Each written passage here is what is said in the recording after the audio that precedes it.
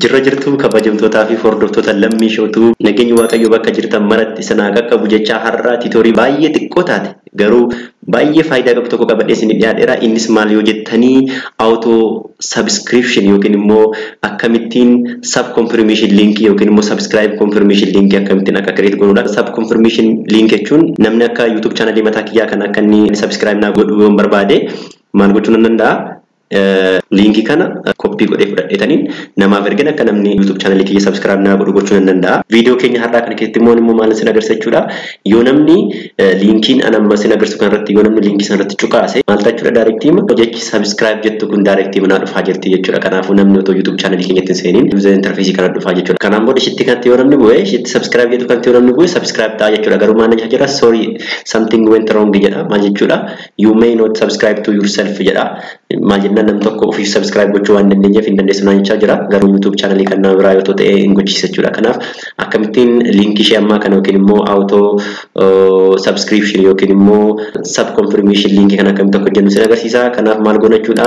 Jalqaba kunoo YouTube channel keenya seenna YouTube seenne sanaan booda your channel bakka jedhu kana seenna sanaan booda erga sana seenne booda maal goona jechuudha. Kunoo rakkise kanatti dhufneeti bakka search godhatti dhufneeti. Waan A kan jedhutti aanee kan jiru kana biratti maal goona jechuudha. Question mark daballaa yookiin mallattoo gaaffii daballaa jalqaba. Erga mallattoo gaaffii daballee maal jennee barreessina sub jennee underscore goone sanaan booda maal jenna confirmation jenneeti sanaan booda is equals to yookiin wal qixa jenneeti maal goona tokko jenna jechuudha. Sanaan booda linkittii kana copy goonee fudhanneeti maal goona jechuudha. Namni akka subscribe nu godhuu barbaanne linkittii kana kuna copy goonee namaaf ergina jechuudha. Fakkeenyaaf shortii kana tokko nama enter jedhee to search godhe maal na baasa jechuudha.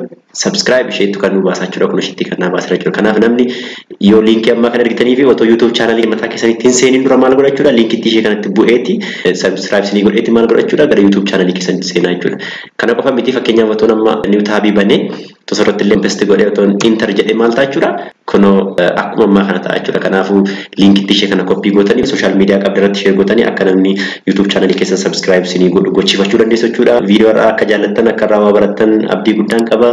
Warreen miseensa lammii shootuu hin taane confirmation linkii kiyyaallee asirratti ka confirmation linkii kanarratti buutanii miseensa lammii shootuu akka taatan akka subscribe gootan siniin jechuun barbaada. Warreen miseensa lammii shootuu taatan immoo like share comment akkanaaf gootan afirraa kiyyaa waan dhaggeeffattaniif galatoomaa horaa bulaa deebanaa yeroo gaarii siif haa ta'u.